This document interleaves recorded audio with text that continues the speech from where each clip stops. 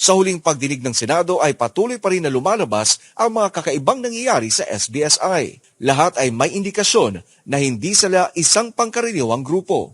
Sa isang press briefing, sinabi ni Senator Bato na kumbinsido siya na may maraming violations ang SBSI, kahit noon pa sa unang pagdinig. Tulad nung ESA, Emergency Shelter Assistance po ng DSWD, kasi ang kapihan po ay sila po lahat na consider as totally damaged yung houses nila doon. Kasi heavily hit sila ng Odette. So, nakatanggap ang bawat household ng 10,000 po. So, ang narinig ko po na mga na-report po, may nagbigay ng 6,000, may Nagbigay o nakatanggap? parang may kinolekta na 6,000 mula sa 10,000 po. So, naiwan na lang dun sa 4,000 na lang recipient, po ang naiwan ng 4,000. family po. Opo. So, yun ang average na narinig nyo dun sa shelter assistance. Yes po. At may iba din po na 5,000, so 50-50. At iba po 60-40. Yun po. Sa natanggap nyo yung ulat, sino raw bang kumuha? Sino raw nangolekta? Yung treasurer din po nila.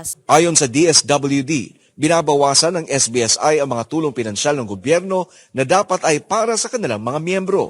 Bukod pa riyan ay napag-alaman na pilit na kinukuha ang kalahati ng perang kinita ng mga miyembro na agad namang itinanggi ng leader ng SBSI na si J. Renz Kilario alias Senyor Aguila. Iwan ko sa iba pero by team kami kasi sir, yung By team? team kami ng Ma'am Bobo na iba naman yung mga mamanaay. Yung pana lang. Sa amin 50-50 talaga kuhaan ng konsumo. So is that true, Jerry Esquilario?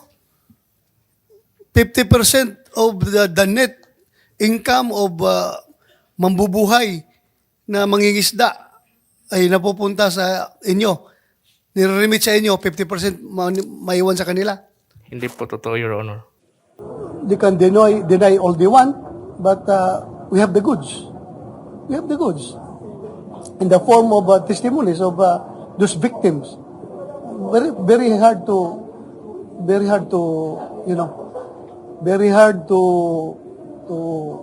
destroy the statements of those minors. Kaugnay nito'y umaasa naman si Senator Bato na kikilos ang Department of Environment and Natural Resources o DENR para sa pagkansela sa Protected Area Community-Based Management o PACBARMA Agreement ng SBSI. Kung ma-revoke na yung PACBARMA, so naturally they will be relocated. At ang relocation nila is babalik sa mga kanya-kanyang barangays. So pagbabalik sila doon na papasok ang DSWD para sa kanilang reintegration. Paliwanag ng senador na kung mababalik lamang ang mga miyembro ng SBSI sa kanilang mga orihinal na tirahan bago sa sitio kapihan, ay mas madali silang matulungan ng gobyerno.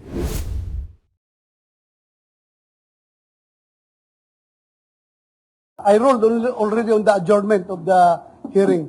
So the investigation is terminated as of today.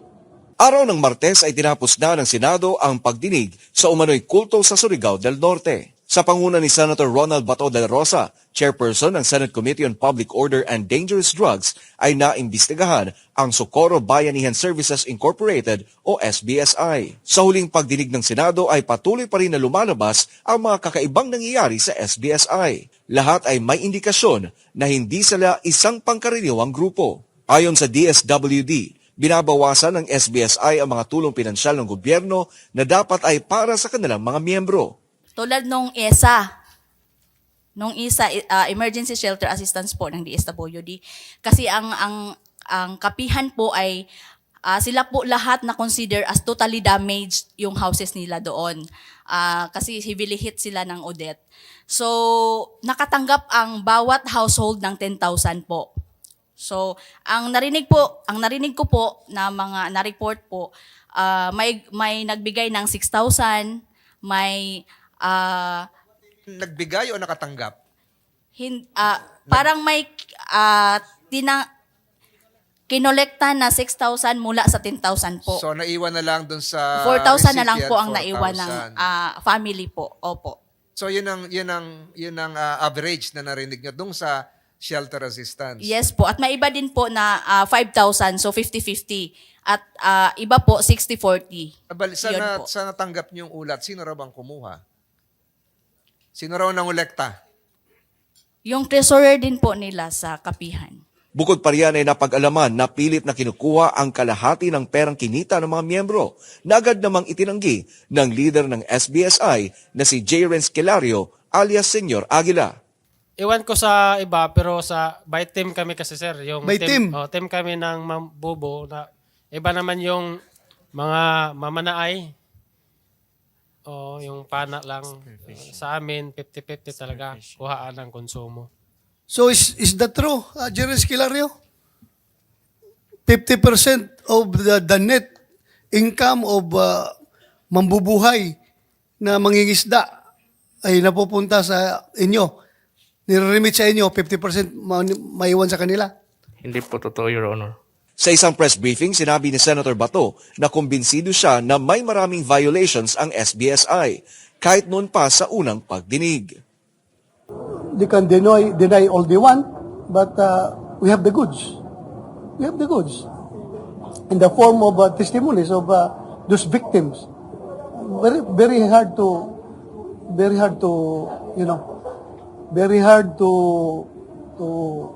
destroy the statements of those minors. Kaugnay nito'y umaasa naman si Senator Bato na kikilos ang Department of Environment and Natural Resources o DENR para sa pagkansela sa Protected Area Community-Based Management o PACBARMA Agreement ng SBSI.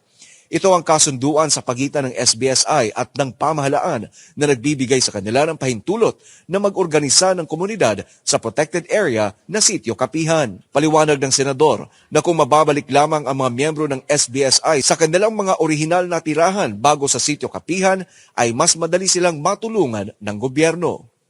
Kung ma-revoke na yung PACBARMA, so naturally they will be relocated. At ang relocation nila is babalik sa mga kanya-kanyang barangays. So pagbabalik sila doon na papasok ang DSWD para sa kanilang reintegration.